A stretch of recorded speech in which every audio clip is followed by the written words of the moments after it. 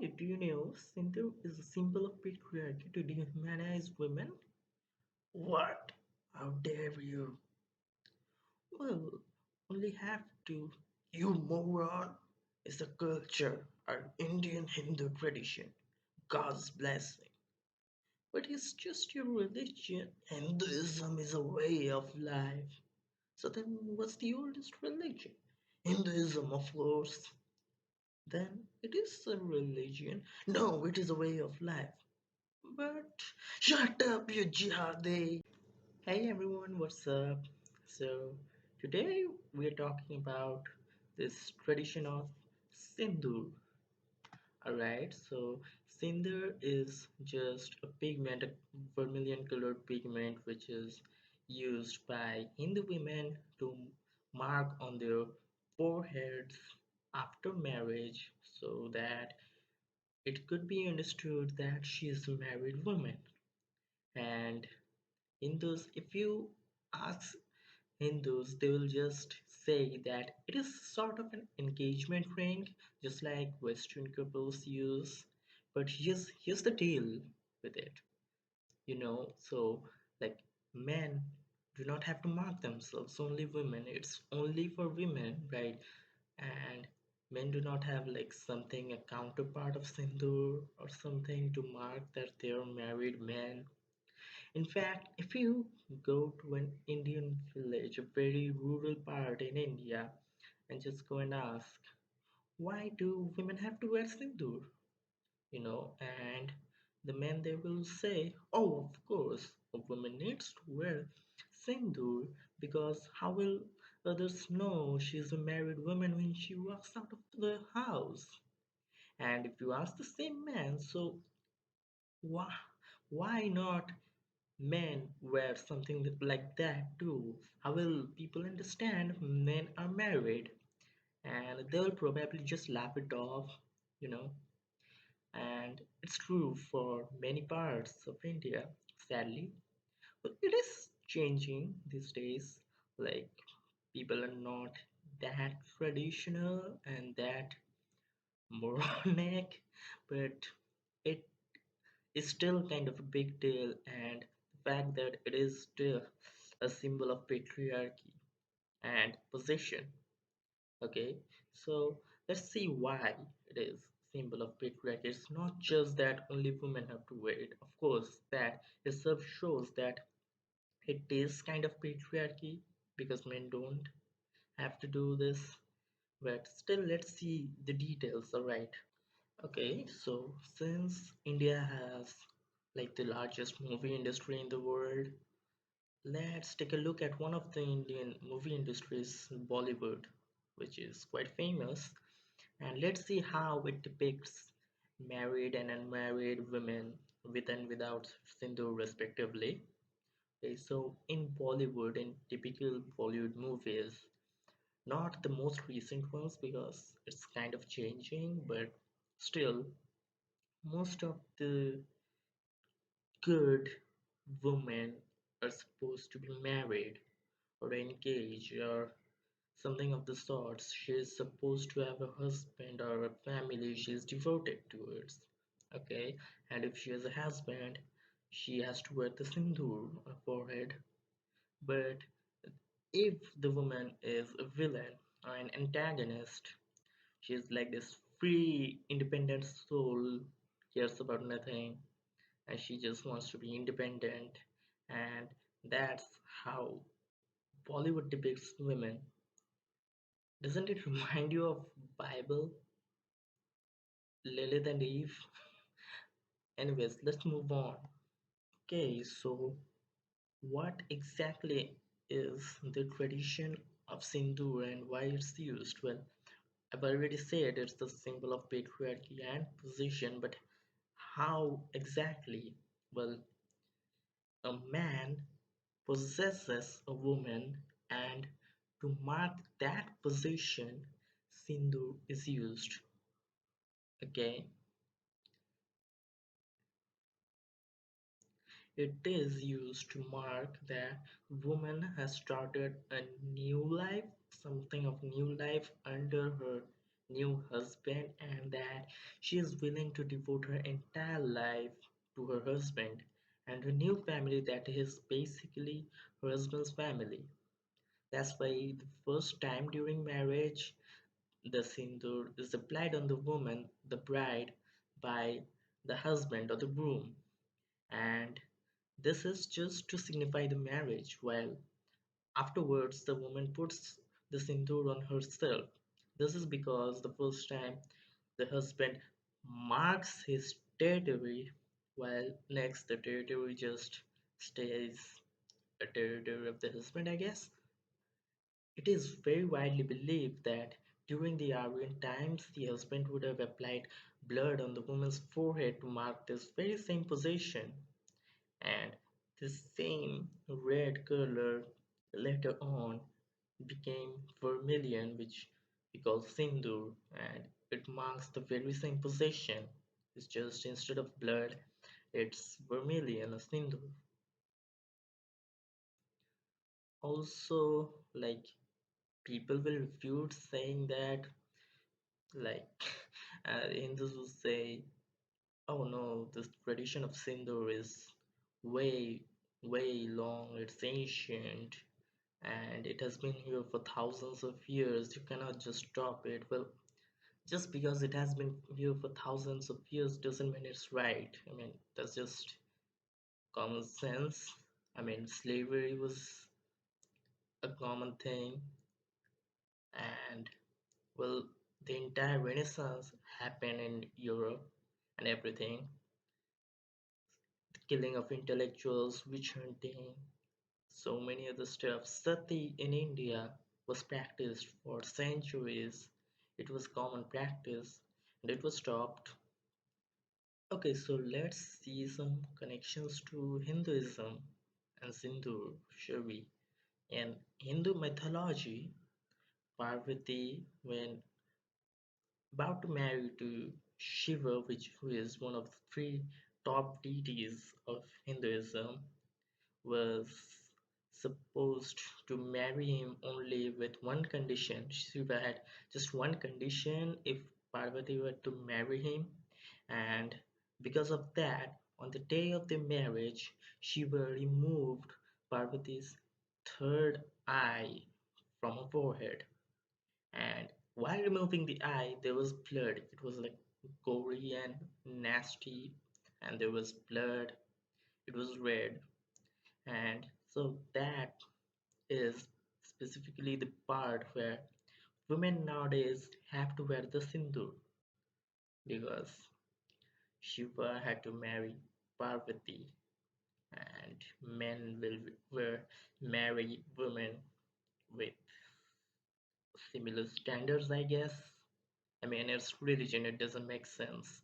Also, then, of course, there's the Manusmriti, which I really, really hate this book. It's supposed to be the most authoritative law book of Hinduism, and like this book says, when young, a girl is a subject to her father, and when she's old enough to get married, she gets married, and since then she's a subject to her husband. So basically, in Hinduism, and according to its most authoritative book of law, women are not free. They're not supposed to be independent, alright? They're not free, they don't have any freedom, they don't have any independence, they can't decide for themselves, they are just there to serve the family. Her father, her husband, whoever is the top alpha male in her family. Alright, so to mark this socio-cultural exchange of territory or possession, Sindhu is applied on the bride. I mean, it is kind of a socio-cultural exchange from father to husband, and Sindhu is just a mark of this, as if the woman is nothing but an exchange item. So it's messed up. She becomes the property of her then husband. She represents with her sindoor that she will be submissive, obedient, and totally dependent on her husband without any freedom. She will devote her entire life to the well being of the husband and his family. And again, red is considered a color of passion. So, by applying red on her forehead, Hindu women are stated to be more desirable for their husbands. So, she becomes more sexually attractive, sexually aroused. It helps her to get more sexual with her husband so that her husband can get his time with her any time he pleases with no consent, let me tell you. Okay, so widows don't wear sindoors because after her husband dies, well, the sati practice is over, so the woman doesn't get burnt alive along with her dead husband. But well, she's not allowed to wear sindoor because she's supposed to not be desirable anymore. Okay, I mean, if her husband dies, her husband was everything, her whole devoted life. Okay, so if her husband dies, she loses everything: her sexual passion, desire, attraction, her attractiveness, her desirability. She cannot go after other men, she cannot move on in the dead relationship. She's just supposed to be alone and devoted to her husband's remaining family. So, yeah, if you don't think that's patriarchal enough, I don't know what's wrong with you. Okay, so there are also this pseudoscience stuff that Hindus like to use to state the advantages of vermilion if they have any. Okay, so this is supposed to help women for various stuff like being more sexually attractive, as if men don't need to be sexually attractive, and I mean they don't think men need to be sexually attractive because oh they're just men, they should get whatever they desire, right? It's women who need to be sexually attractive. And well, widows don't, because once you're out of a relationship, you now you're just so anyways, I mean, it is supposed to reduce stress of women. So it doesn't matter that unmarried women or widowed women might have stress too, right? Also, since we are talking about stress, hmm, what are the stress ratings of India? I mean, Sindoor is only used in Hinduism, and India is the largest Hindu population, right? So let's see. Well, the stress rating for Indian women is 87%. It was in a study back in 2011. It is old, I know, but it's still 87%. I mean, how better could India have gotten in the past 9 years? Like 7%, maybe 80% is still very, very, really high. And then let's take a country in the West where, like, for many Hindus and Hindu people and works and everything, that's like so degraded tradition, the Westernists and everything, like they are so degraded, they are not anywhere near the Hindu tradition, they stole everything from us and etc. etc. So what's their stress? Okay, let's take my favorite country, Canada, and stress level of women in Canada. The rating is only 24.3%. Oh, what a surprise!